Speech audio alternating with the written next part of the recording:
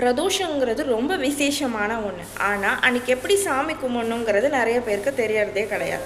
பிரதோஷம் அன்னைக்கு உள்ளே போய் சாமியை பார்க்குறத விட நந்தி பகவான் வழியாக சாமியை பார்க்குறது தான் விசேஷமான ஒன்று.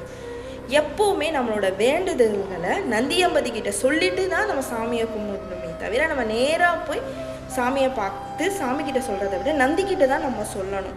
அவர் போய் சாமிக்கிட்ட கன்வே பண்ணிடுவார். இதுதான் உண்மை. அதுவும் பிரதோஷம் அன்னைக்கு ஏன் விசேஷம்னா, நந்தி பகவான் ரொம்ப சந்தோஷமாக இருப்பார் சாமியை ரசிச்சுக்கிட்டு. அப்போ போய் நம்ம வேண்டுதல்களை சொல்லும்பொழுது நந்தி பகவான் சந்தோஷமாக போய் இதெல்லாம் நிறைவேற்றிடுங்க, இந்த பக்தர்கள்லாம் இதெல்லாம் வேண்டியிருக்காங்க அப்படின்னு சொல்லிடுவார். ஸோ அந்த வேண்டுதல் நிறைவேறும். சனி பிரதோஷம் இன்னும் விசேஷம்.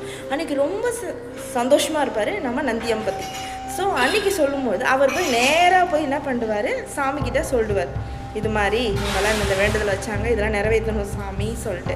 ஆனால் பிரதோஷம் அன்றைக்கி நிறைய பேர் செய்கிற தப்பு என்னென்னா, நந்தியவே மறைச்சிட்டு சாமி கும்பிடுவாங்க. இப்போ நந்தி பகவான் கோவம் ஆகிடுவார். நீங்கள் கஷ்டப்பட்டு ரொம்ப சாமிக்காக டைம் ஸ்பெண்ட் பண்ணி வருவீங்க, நந்தியவையும் சாமியை மறைச்சிடுவீங்க, நந்தியோட சாபத்துக்கு ஆளாயிடுவீங்க. அதனால் பிரதோஷம் அன்றைக்கி உஷாராக சாமி கும்பிடணும், நந்தியவும் சாமியும் மறைக்காமல் சாமி கும்பிடணும். அப்போ தான் உங்கள் வேண்டுதல் நிறைவேறும். ஏன் அன்றைக்கி வெளியே நின்று நந்தியம்பதிக்கு கும்பிட்டுட்டு அந்த வழியாக சாமியை பார்த்து சொல்லிட்டு போனாலுமே அன்றைக்கி வேண்டுதல் நிறைவேறிடும். நன்றி.